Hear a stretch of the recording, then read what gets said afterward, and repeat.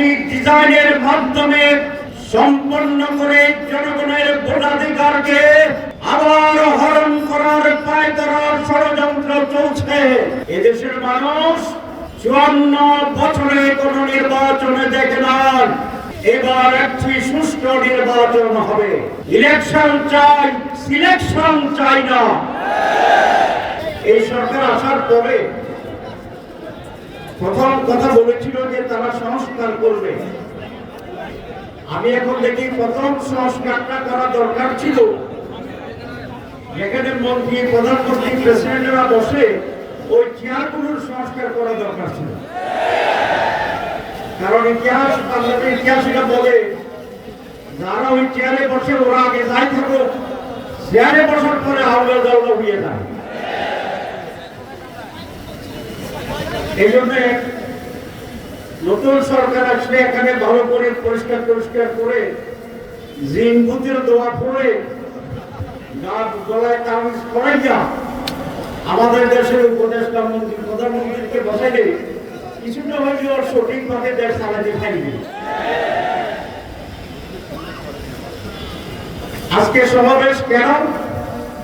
নির্বাচনের দাবিতে না, নির্বাচন যে তারিখে দিই সেটা ঠিক আছে। আমরা তার আগেও নির্বাচন চাইছিলাম, ডিসেম্বর হইলেও আমরা ঠিক করতাম, কিন্তু আমরা তো নির্বাচন চাই। কি বলেন? এদেশের মানুষ 54 বছরে কোন নির্বাচনে দেখে না।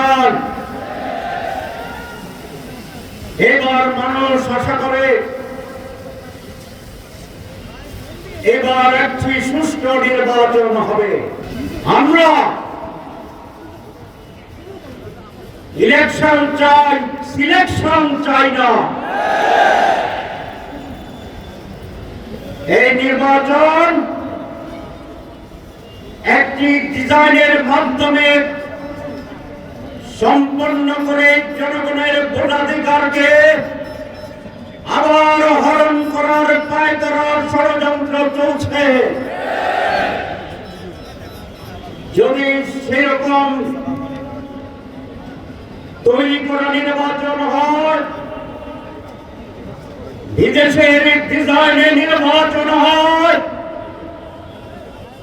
তাহলে বাংলার মানুষ জীবন এবং রক্ত দিয়ে একটি সুষ্ঠু নির্বাচন আদায় করবে ইনশাআল্লাহ। আমরা আবারও বলতে চাই মাইকে, বাংলাদেশ জামাত ইসলামী নির্বাচনে যেতে চায়,